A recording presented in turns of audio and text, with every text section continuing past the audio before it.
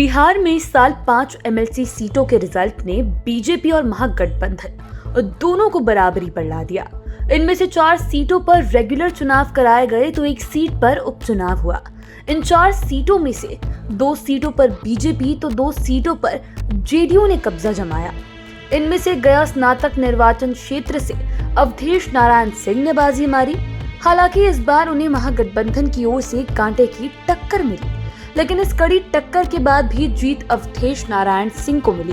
वे लगातार छठी बार चुनाव जीते। वे बिहार में विधान परिषद में कई टर्म सभापति रह चुके हैं, कार्यकारी सभापति भी रहे हैं। लेकिन यहाँ हम उनकी पॉलिटिकल स्टोरी नहीं बल्कि ऑफ बीट स्टोरीज बताएंगे। तो आइए आज जानते हैं अवधेश नारायण सिंह की ये 5 ऑफ बीट कहानियां। सबसे पहले 5वें नंबर की बात करते हैं। अवधेश नारायण सिंह भोजपुर के रहने वाले हैं और उनका जन्म 22 फरवरी 1948 को भोजपुर के छोटे से गांव कोथुआ में हुआ है।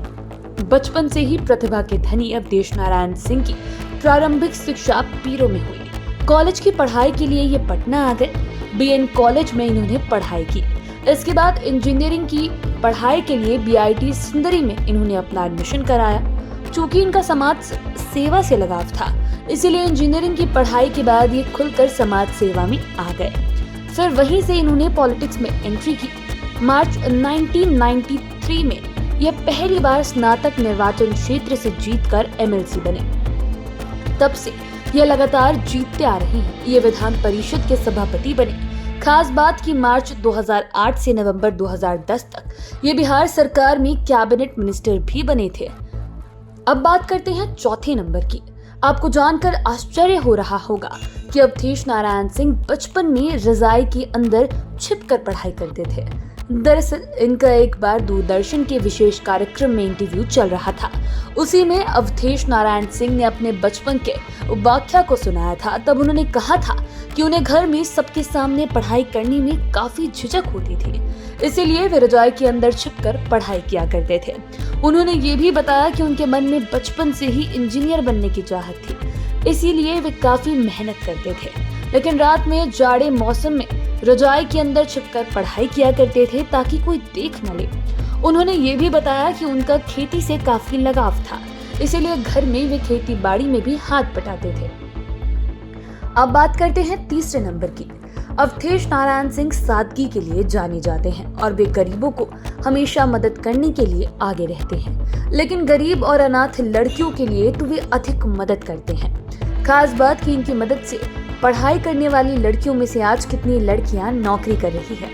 उन लड़कियों के लिए ये किसी गार्जियन से कम नहीं है। कुछ तो इन्हें भगवान भी मानने लगती हैं। इतना ही नहीं, अवधेश नारायण सिंह की दिल्ली तमन्ना अनोखे ओल्ड एज होम को लेकर है, जहां रहने वाले बुजुर्गों को हर प्रकार की सुविधा मिलेगी। इसके लिए वे आर्थिक मदद करने की भी बात करते रहते हैं और इस तरह की बात उन्होंने दूरदर्शन के स्पेशल कार्यक्रम में भी कही थी।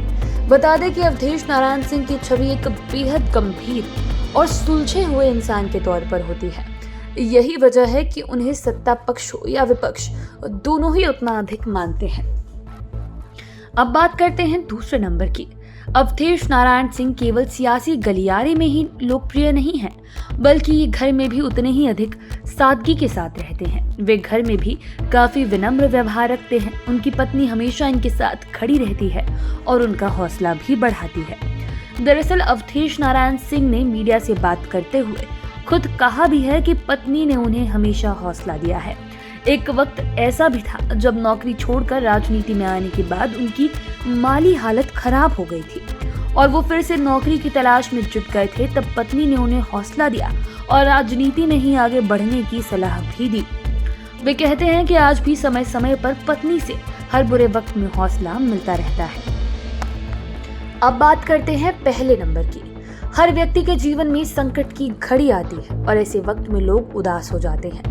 चाहे राजा हो या रंक, इस सिचुएशन से हर किसी को गुजरना होता है। ऐसे ही उदासी वाले माहौल से कई बार अवधेश नारायण सिंह को भी गुजरना पड़ता है। तब ये माता रानी की शरण में चले जाते हैं। उसी कार्यक्रम में अवधेश नारायण सिंह ने ये भी बताया था कि जब भी हमारी जिंदगी में बुरा वक्त आया था, कभी ज्यादा उदासी महसूस हुई थी, तो हम सीधे विंध्याचल जाकर माता रानी की आराधना में जुट जाते हैं वहाँ उन्हें असीम शांति मिलती है। कहते भी हैं कि यदि लोग अपने काम के प्रति ईमानदार रहे तो ईश्वर भी उनकी मदद करता है। आप बाकी के वीडियोस के लिए चैनल के साथ बने रहें। अगर इस वीडियो को फेसबुक पर देख रहे हैं तो पेज को लाइक करें, यूट्यूब पर देख रहे हैं तो चैनल को सब्सक्राइब करें। धन्यवाद।